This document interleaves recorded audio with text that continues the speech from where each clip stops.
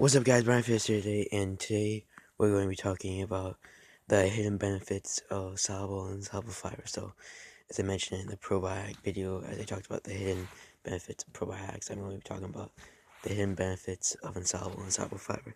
So, of course, when we have foods that are high in lipids, high in saturated fats, polyunsaturated fats, and when they're high in fats, or either it's protein dense.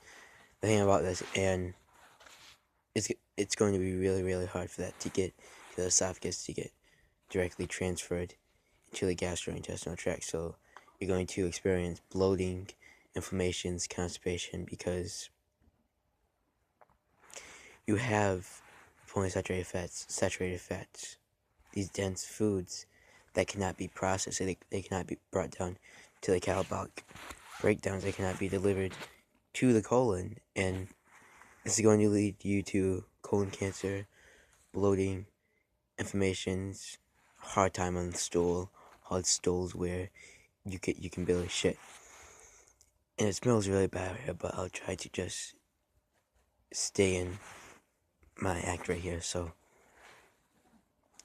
as we have these saturated fats, these polyunsaturated fats, as we have all these dense things, including protein, rich foods, meats, and as we're talking about beans, as we're talking about every source of thing that makes it hard for your gastrointestinal tract to deliver the micronutrients, and macrominerals down to the catabolic breakdowns, where it breakdowns and then it helps in your anabolic breakdowns, which is really important.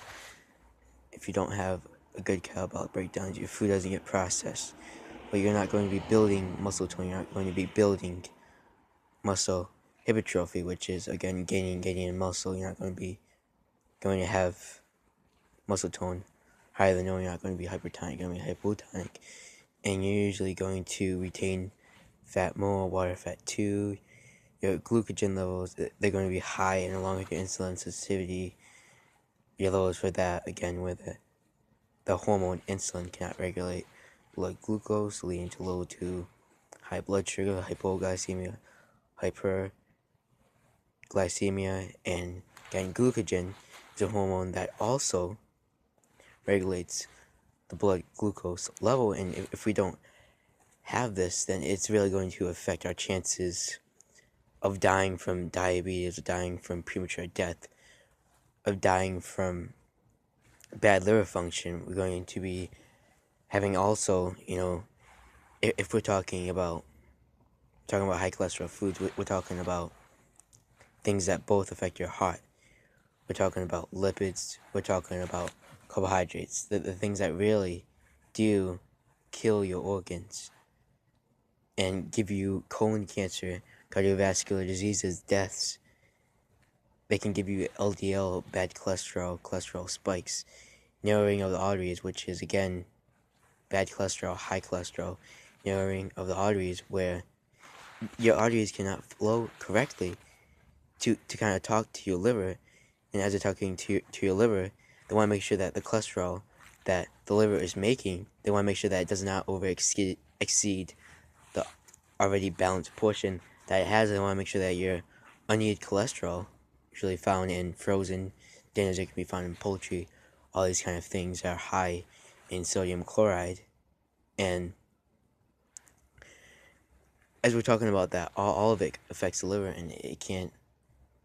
The thing is that the liver cannot regulate your cholesterol, and again, that's really bad for you because of all the reasons I just stated. And the thing about this is that as we talk about blood sugar, low to high blood sugar, it's going to be followed by hypertension, by high blood pressure that we're going to be having. When you have low to high blood sugar, and it's not just that, it's a corrupted level amount of carbohydrates, which it's really bad. And further into the line, if you're pregnant, if you're going to be pregnant or whatever, and you really don't follow what the doctor says, then your baby is going to develop all these things, premature death, after this period of time, If he does die, then it's going to be of premature death. It's going to be of diabetes. It's going to be of your liver. How your liver is giving out is that the baby can't grow with you, as I like to say. So, of course, when we're talking about the baby, everything you do, the organs, guess what? It's going to affect the baby too. It's not just going to affect you. Diabetes, the sugar that you're intaking, how much caffeine you're intaking, and whether you become a pre-diabetic and a diabetic type 1 or type 2, that your baby is going to be more prone to premature death, and you're going to be prone to narrowing of the arteries, high cholesterol, bad cholesterol. You're going to have all this cholesterol, and you'll be killing your vital organs, and your baby kind of lives off of your health because your health applies to his health because he's living inside of you. He or she, I'm not going to assume the gender, but he or she is living inside of you, and when he's or she is living inside of you, everything you do is going to affect that baby. So I strongly recommend that you know what you're putting in your body. It's going to lead into degenerative diseases, cardiovascular diseases, deaths, having affected both your heart and your blood vessels. Is when the blood vessels cannot do their job. They cannot build upon tissue. They cannot build up bone structures again when you get an injury or whatever. Is that the blood vessels stop the focus on the muscles. They stop supplying oxygen to the muscles. And the thing that they're doing now, and we're not talking about occlusion right now, we're going to talk about that later. Shut up, cat. My cat's just going to stand for a minute. So, as I was talking about that, God, I hate my cat so much.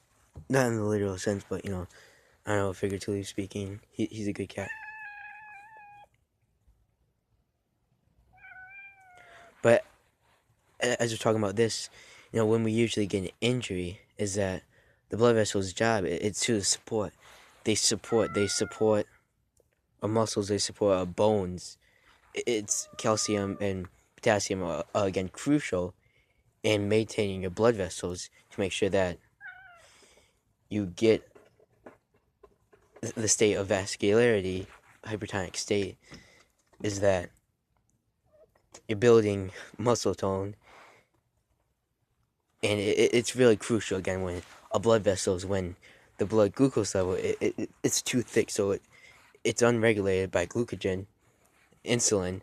So when that happens, your blood vessels, they cannot do their job. They're going to be stopped, and it's really bad, as I talk about in this video, is when your blood vessels, they cannot do their job.